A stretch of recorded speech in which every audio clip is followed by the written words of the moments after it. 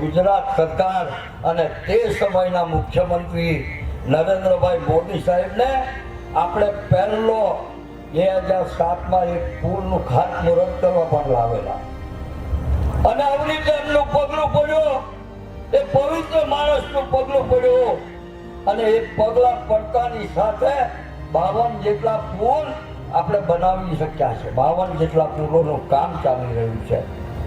કેટલા પૂર્ણ થઈ ગયા છે? ગઈકાલે બીજા 7 પુલોનું ખાતમુહૂર્ત કર્યું મેં। કેટલા? 7 પુલો જે નહેરો પર સાંકળા હતા એને પહોળા બનાવવા, મોટા બનાવવા અને કરોડો રૂપિયા એનામાં પણ।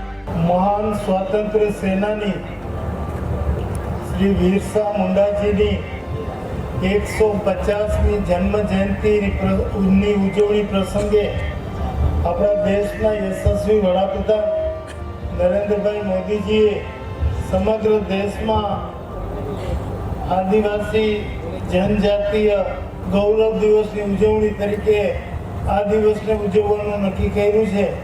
એના ભાગરૂપે સુરત જિલ્લાના જિલ્લા કક્ષાના આ કાર્યક્રમમાં ઉપસ્થિત સમાજના લોકોને સમાજના મુખ્ય પ્રવાહમાં લાવવા માટે, આર્થિક રીતે સક્ષમ બનાવવા, શિક્ષિત બનાવવા માટે અને એનો સામાજિક વિકાસ થાય એના માટે તમામ પગલાઓ જ્યારે રાજ્ય સરકાર લઈ રહી છે ત્યારે 2 પ્રશ્નો રજૂ કર્યા કે અહીંયા અમારે સંયુક્ત ખાતાઓનો પ્રશ્ન છે, એટલે સરકારની યોજનાઓનો લાભ મેળવવામાં બહુ તકલીફ પડે છે। આના માટે કાંઈક નિવેડો કરો, જેવું કે વીજળીનું કનેક્શન લેવું હોય તો સંયુક્ત ખાતું હોય, બીજા ભાઈની સહી સંમતિ માટે લેવા માટે તકલીફો પડે છે। એટલે મોહનભાઈની વાત મને ગળે ઉતરી છે।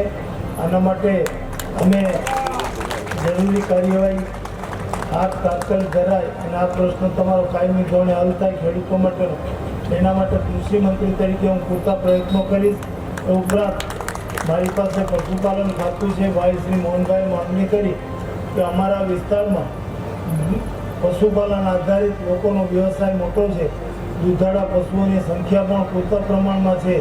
અહીં જો એક વેટરનરી કોલેજ જો આપવામાં આવે તો આ વિસ્તારમાં અમારે પશુઓની સારવારમાં અને આ વિસ્તારના વિદ્યાર્થીઓને પશુ ડૉક્ટર થવાની ઉત્તમ તક મળે, એના માટે હું માંગણી કરું છું।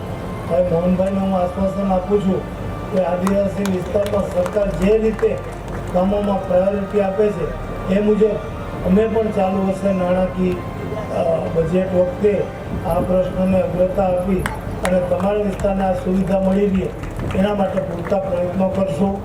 આજે તો આપણે બધાએ બિરસા મુંડાજીના જન્મદિવસમાંથી પ્રેરણા મેળવી અને સમાજનો વધુ વધુ વિકાસ થાય, આ સમાજને વધુ વધુ સગવડતાઓ મળી રહે અને રાષ્ટ્રના મુખ્ય પ્રવાહમાં આ સમાજ આગળ પડતો ભાગ લે અને પોતાના જીવનમાં બિરસા મુંડાજીના જે આદર્શો છે એ ઉતારે એવી આજના દિવસની નેમ છે।